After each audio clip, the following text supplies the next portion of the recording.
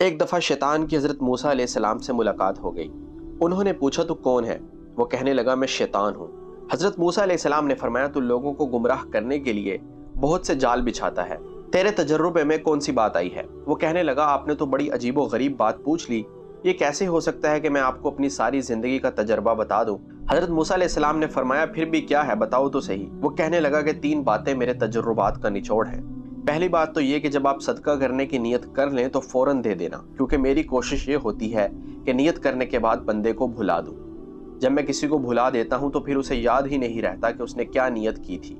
دوسری بات یہ ہے کہ جب آپ اللہ تعالیٰ سے کوئی وعدہ کرتے ہیں یا کوئی عزم کرتے ہیں تو اسے فوراً پورا کر دینا، کیونکہ میری کوشش یہ ہوتی ہے کہ میں اس وعدے کو توڑ دوں۔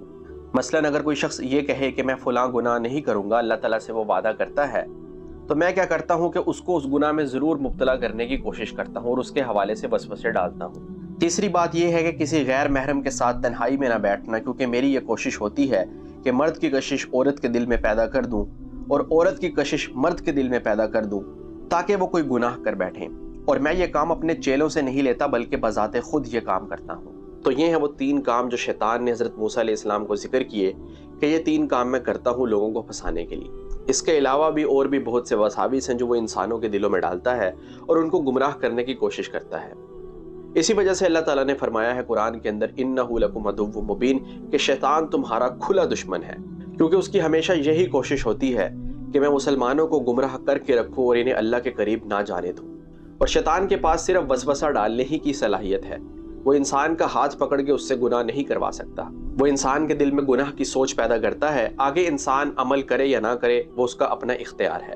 لیکن جب بھی شیطان آپ کو وساوس کے ذریعے تنگ کرے، آپ کے اندر گناہ کی سوچ پیدا کرے، تو اس وقت فوراً اعوذ باللہ من الشیطان الرجیم پڑھیں اور یہ دعا بھی پڑھیں، ربی اعوذ بک من ہمزات الشیاطین و اعوذ بک ربی ان یحضرون۔ اس دعا کے ترجمے پر بھی غور کیجیے۔